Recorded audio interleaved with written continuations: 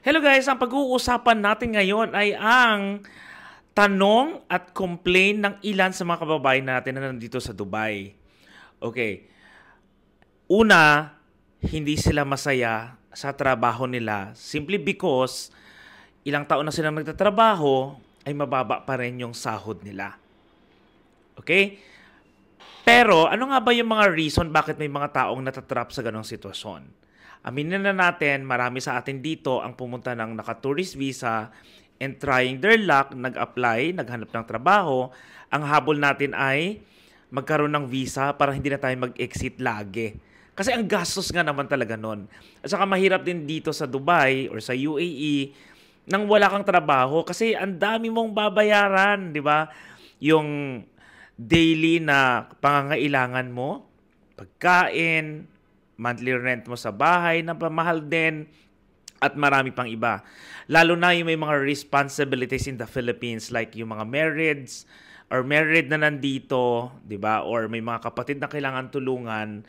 So napopwersa po talaga na kahit hindi okay, tinatanggap natin. Okay. Pero guys, I just like to clarify na kailangan natin burahin yung mindset na 'yan. Okay? Tayo dapat ang gagawa ng paraan paano tayo makakalabas sa ganong klaseng sitwasyon. Okay? Ako personally, as per my experience, nagsimula din ako sa Dubai ng ganon. Nag-apply ako ng trabaho, ang hirap din makahanap ng work before, bumagsak ako sa isang industry na hindi ko na siya nakasanayan. Okay? Pero I have to do something. Okay? Na parang, teka lang, ang dami ko pa rin kakilala na they are really happy with the work na meron sila. Malaki ang sahod nila. May sarili silang flat, may sasakyan, at may mga business at kung ano-ano pa. So, what makes them different ba sa atin? Diba? The only thing is that kailangan mong hanapin yung way how can you get promoted or to land in a job na gusto mo. So, ang pwede ko pong isuggest sa inyo is you have to really do something. Okay, it's either you have to acquire a qualification. Kunyari, yung mga nurses natin, di ba, hindi naman sila automatically pwede magtrabaho dito as nurse kasi may certification na kailangan nilang i-avail or i-acquire. Di ba? Or, let's say, napilitan ka lang sa work mo na meron ka ngayon, hindi naman talaga ito yung field mo. Then you have to do something. Okay? Hindi ko po sinasabi na mag-resign kayo agad-agad. Okay? Hindi naman yun yung solusyon. But, while you are still working sa trabaho na meron ka ngayon na feeling mo hindi sapat ang income mo at hindi ka ganun kasaya, then try to develop a skills dun sa gusto mong trabaho. For example, marami sa mga kababayan natin ang nagtatrabaho sa loob ng bahay. Okay, again, okay, hindi po natin minamaliit yung mga kasambahay natin. Pero kasi marami akong nakachat na nagtatrabaho sila as kasambahay at ayaw na nila magtrabaho doon. They wanted to be working in a different field, like mag-sales sila, mag-office at kung ano-ano pa. Kasi nga po, ang dami nating mga kasambahay na nandito sa abroad na talaga namang mga professional. Pero kumbaga naging stepping stone kasi nila yon. So, my suggestion is prepare yourself. 'Di ba? Mag-aral po tayo. Okay? Or mag-acquire tayo ng ano man yung way how can we develop pa na mas mapaganda ang ating profile. So, for example, pwede ka, like I said, I've been promoting, okay, Emirates Education Center. Ang daming courses or program na ino-offer nila para, number one, you will have a KHDS certification, okay, na makakatulong sa'yo na mas i-hire ka ng ibang kumpanya. Kunyari, gusto mo talaga maging baker, mahilig ka magluto, 'di ba? Gumawa ng mga cakes and all. And syempre guys, kapag meron kang KHDE certification, mas madali pong na-hire. Okay? At saka syempre, mas madaling na-promote. Okay? So, another story naman is, for example, mahilig ka talaga sa strategizing, di ba? Parang ayaw mo maging waiter na. Kasi ang mga company dito, iba-iba eh. Depende sa company kung malaki ang pasahod, malaki ang tip. Yun yung reality. So kung alam mo na hindi okay dyan, then again, so you have to develop yourself. Diba? Your skills, mag-upgrade ka, mag-upskill ka. Yun ang kailangan mong gawin para in case na matapos mo na po yung kontrata mo. Kasi hindi ko sinasabi mag-resign kayo ngayon. In case na matapos mo na ang kontrata mo, then you are ready to apply, okay, into this bigger company siguro or higher position kasi nga you have the skills. Dito kasi sa UAE, 'di ba, ito kagandahan dito eh.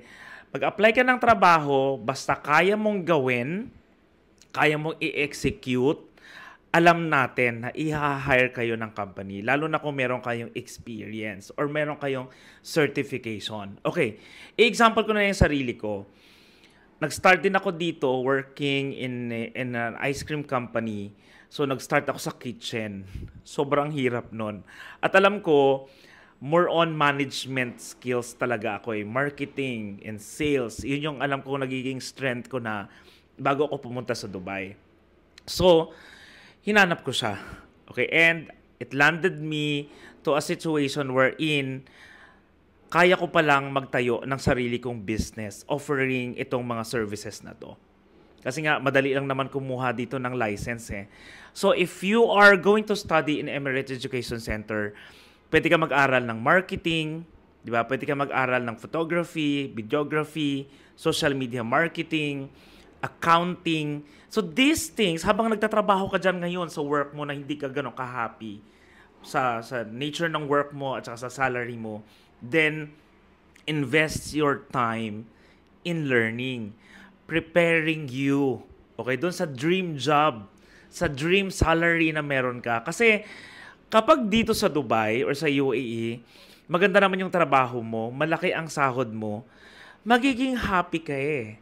'Di ba? Magiging worth it ang stay mo dito. So, kaya naman sa mga kababayan natin dyan na nanonood, if you feel parang isa ka sa mga katulad ng mga nagsasabi na hindi worth it ang Dubai, maliit naman ang sahod, hindi enough ang kinikita nila, so kailangan nyo lang pong dumiskarte. Kailangan nyo na pong mag-isip, okay? Okay, may day off naman ako, then bakit hindi ako mag-aral? Bakit hindi ako matuto?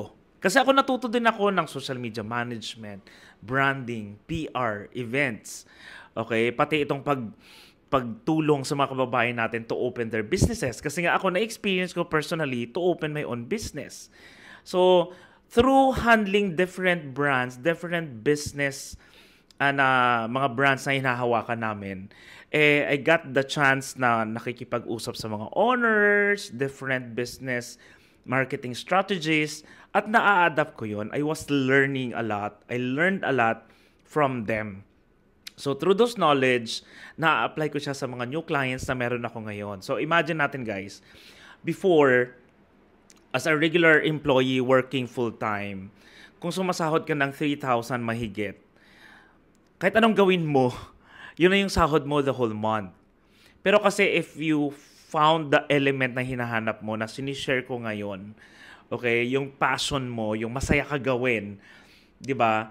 Siguro yung 3,000 plus na yon is just for your one client lang. So imagine if you have 5 clients in a month or 10 or even more, ganon kalaki ang pwedeng ibigay sa yung magandang opportunity ng Dubai. So you have to decide. So think about it and enroll sa Emirates Education Center now.